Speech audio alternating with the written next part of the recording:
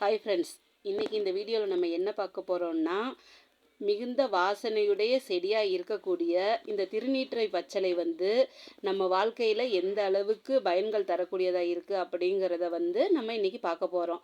திருநீற்று பச்சளையோட இலைகள் தெய்வ வழிபாட்டிற்கு மிகவும் உயர்ந்த ஒரு இலையாக இருக்குது. திருநீற்று பச்சளை நமக்கு நிறைய செயல்களில் பயனுள்ளதாக இருக்குது.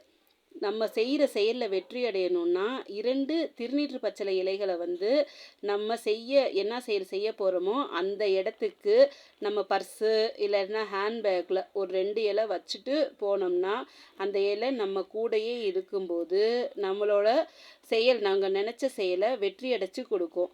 அதே போல் நம்ம வச்சு வளர்க்கும்போது அது எல்லா விதமான வாஸ்து தோஷங்களையும் சரி பண்ணுறோம்.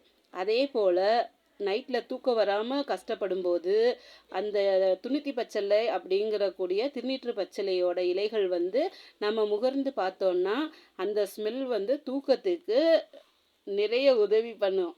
தூக்கம் வராதவங்களுக்கு கூட வரும். இதில் இருக்கிற விதை தான் சப்ஜா விதைன்னு சொல்கிறாங்க. இந்த விதை ரொம்ப குளிர்ச்சி தரக்கூடிய விதைகளாக இருக்குது.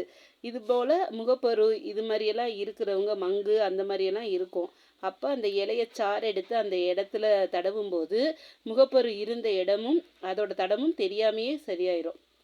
அதே போல் இந்த திருநீற்று பச்சளையோட கற்பூரவள்ளி சாறும் எடுத்து வந்தோன்னா தேமல், அரிப்பு, தடிப்பு அதெல்லாம் நீங்கக்கூடிய சக்தி இந்த இலைகளுக்கு இருக்குது. அதே போல் தினமும் தேய்த்து இதோட இலைகளை கசக்கி அப்படியே சாறு எடுத்து குளிச்சு வந்தோம்னா வியர்வை வாடை கூட வராது. இப்படிப்பட்ட மிகவும் சக்தி வாய்ந்த இந்த திருநீற்று பச்சளையை அனைவரும் பயன்படுத்தி நம்ம வாழ்க்கையில் எல்லா விதமான நன்மைகளையும் பெறுவோம். Thank you friends.